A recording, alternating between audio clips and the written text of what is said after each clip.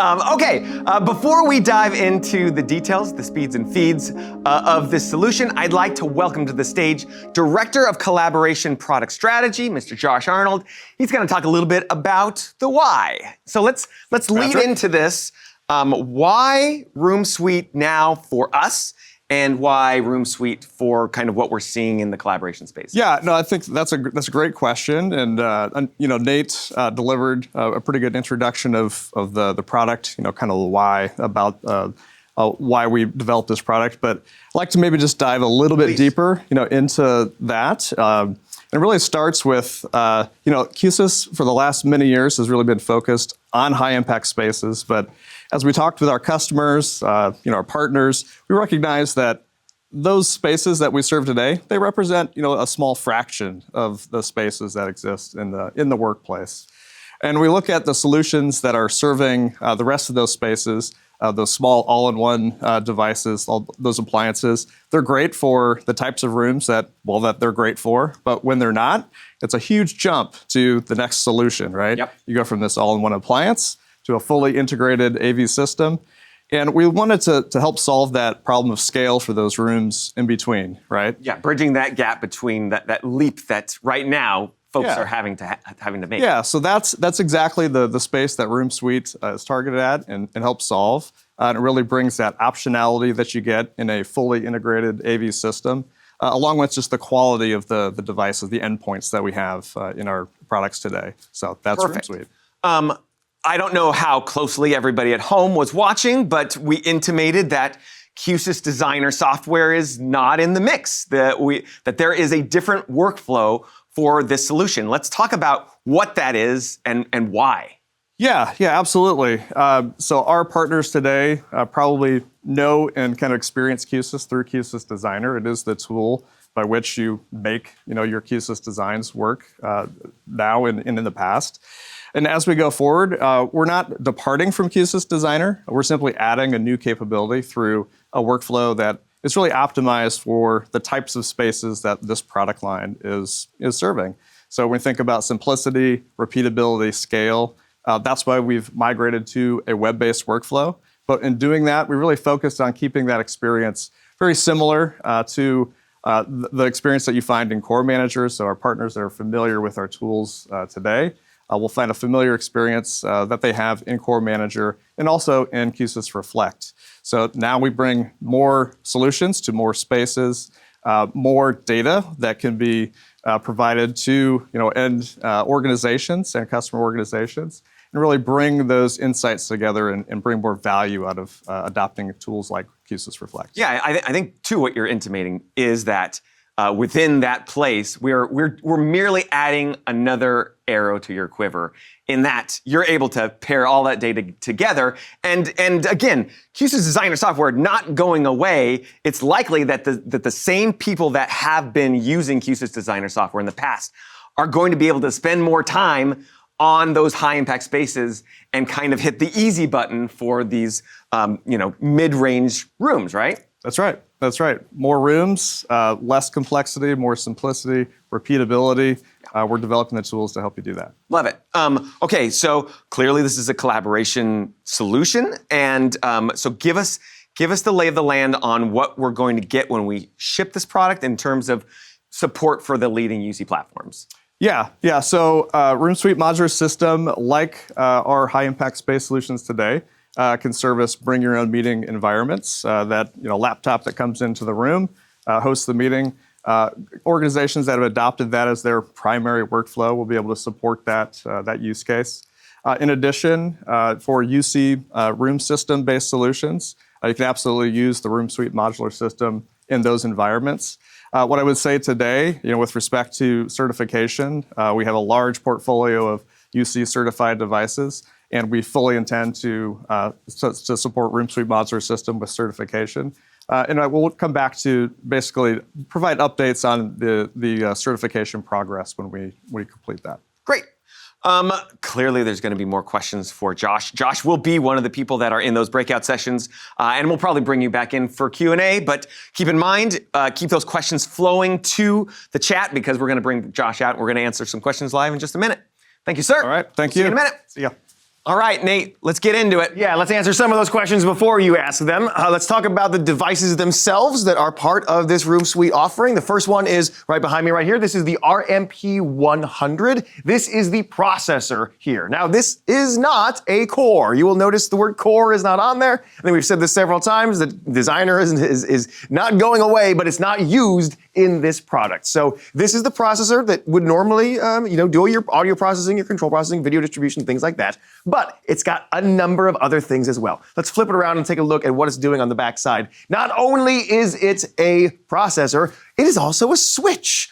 We've taken the need for a network switch in that room and just removed it, and we've put the switch connections right there in the device. That means that this will do the processing, and then you will also connect to your devices either through one of the seven PoE ports there, or the PoE++ port will go to your expansion device, which we'll see in just a little bit. So your switch connections happen right here. We also have bridging located on the processor. So if this is located close to the compute in the room that is doing your conferencing application, then you can do your bridging to bring all the audio and video from the Q-SYS environment to that conferencing application right here via USB-C. You'll also notice that we've got the network connection for the rest of the corporate network or anything else you need to access. HDMI in and HDMI out, so this can do local video distribution, as well as send our video that we're ingesting from the expander to your the conferencing compute, as well as GPIO in and out, and a couple of RS-232s if you need to control the displays in the room and you're not doing CEC through the HDMI. So a lot of things happening in that one device. That is the processor. Now that is meant to be located, near the computer in the credenza, but out on the desk where your participants are sitting and where your microphones are probably living, and you need them to plug in their HDMI content, that is where the QIO VEN4 lives. That is the expansion device that is meant to be located geographically close to those devices. So the nomenclature here is VE, meaning it is a video encoder, and then it has 4 network ports on it. In fact, let's flip it around to take a look at that. The backside, you see that this will bring in its PoE from the processor, that first port that we talked about earlier. And then you have 4 additional ports that can be used to bring in the microphones. Maybe you've got additional loudspeakers, something like that, that is near this device. Once again, we have a bridging option right there so that you can connect your laptop if you're bringing your own meeting, as well as ingesting the HDMI of your local content. And that gets delivered just through one cable back to the processor in the room. And it's as simple as that. It's just these 2 devices. You plug the things in, no switches. It's really hard to make it any easier than that. Yeah, there's a massive amount of consolidation that just happened on that RMP100. Yeah. And that's by design so that we can get some of those processors and the network switch that you don't have to configure separately anymore. We've integrated those things, but we've allowed for the nuances that we know exist in these kind of medium-sized rooms, and those get served by some very familiar friends of ours. These are to be plugged into the RMP100 and supported by our native Q-SYS products. So network cameras with our NC series cameras, our network NMT1 microphone, or you can use a third-party partner microphone. Sure. And then loudspeakers supported by network loudspeakers again, and our larger TSC series are also supported for that UX experience. Trusted devices that you've come to know and love in our high-impact spaces, kind of used in their entirety. But, again, we hit the easy button when it comes to integrating them into Q-SYS. We know there may be a different number of microphones, different number of loudspeakers, but this is adaptable to them. Let's take a look at one particular installation. Here is a room that is certainly a little bit too large for one of those all-in-one bars, right? It's a little bit larger than that. You might be on the cusp of thinking this needs a full Q-SYS installation. This is a perfect place where Room Suite Modular System is going to solve it instead. So all the devices in here, you'll see, are connected via Ethernet cable. That's it, right? Everything's going back to the main processor. No switch involved. We're using USB where USB is appropriate for very short distances to bridge to the compute, and HDMI where obviously HDMI is critical. In this instance, we're using a compute in the room that is running the conferencing application, and we also have a Dante microphone up in the sky. But again, everything is just being run on the network that's inside the processor. Okay, proximity in mind, there's that table. We mount that somewhere in that lower area under the table and connect all of the devices that make sense. Again, these are network connections, so you could run them all the way back if you had the ports, but why would you? Why don't you co-locate that close to the table? One of the main reasons to use the VEN4 is, again, for that BYOM solution. Nate mentioned it, it's single cable connection to your laptop, which is delivering audio and video bridging and all of the video distribution that has to happen. Yeah. And then all of this is powered, all of the peripherals are powered via a single cable that home runs back to the RMP100. And then speaking of single cable, of course, we're collecting all of the data from all of those peripherals that are in the room via a single connection to the internet, feeding them right up to Reflect, where you're doing all your remote monitoring and management. So how do you commission this system? We've said it 1,000 times now. Designer is not going away, and nor is this even the beginning of, don't even theorize that we're starting to get rid of Designer. I don't want to see that on Reddit. But what this does mean is that it's not used for this. Instead, we use this web-based GUI that lives on the IP address, essentially, of the processor. You go and you access this framework that is very similar to what Core Manager looks like, very similar to what Reflect looks like. You go through the tabs. It will auto-populate all of the devices. It detects them. You basically confirm that everything looks right. You make a couple of aesthetic choices. You're done. I keep on saying it is as easy as possible, but it's hard to imagine an easier process than this, yes.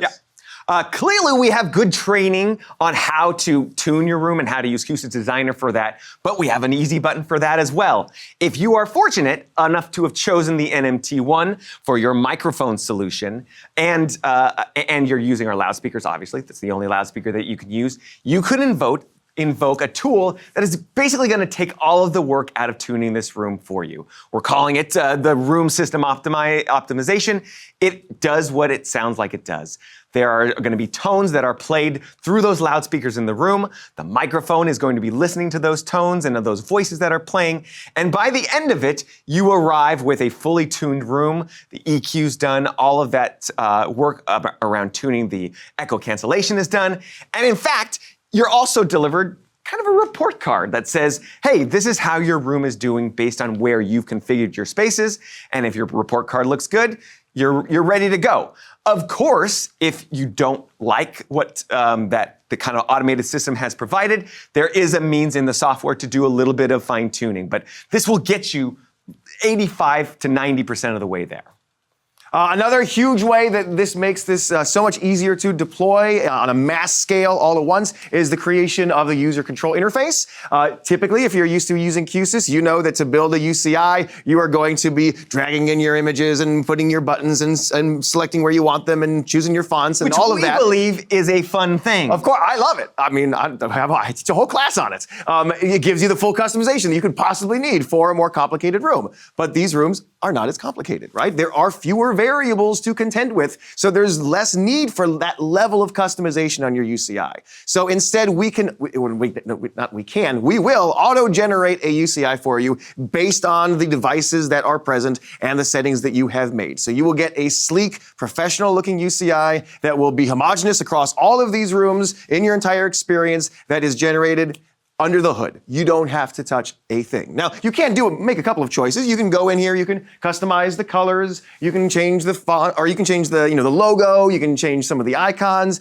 There's some choices on, do I want like an additional help page? Things like that. You've got the room to make a couple of choices in there, but ultimately, you're picking a couple things and it is done. It's done for you. Yep. And then to wrap it up, I mentioned that obviously all of the Q-SYS RoomSuite modular stuff is being sent to the cloud and being handled by Q-SYS Reflect. This is an option. If you don't want to use Q-SYS Reflect, you can still completely configure it locally using a local IP address. But if you are fortunate enough to make the right choice and to deliver all of that data to Reflect, again, that's a single cable. All of that information lives in the cloud along with all of the rest of your high-impact space data. Yeah, back to what we were saying at the beginning about having your space. You want that to be able to manage your everything, and now all of those other holes that were previously not being met by Q-SYS are all in the same world. Yep.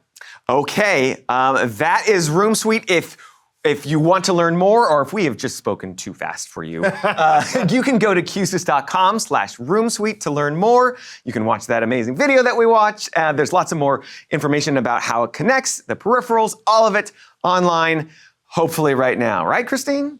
Yeah, all right.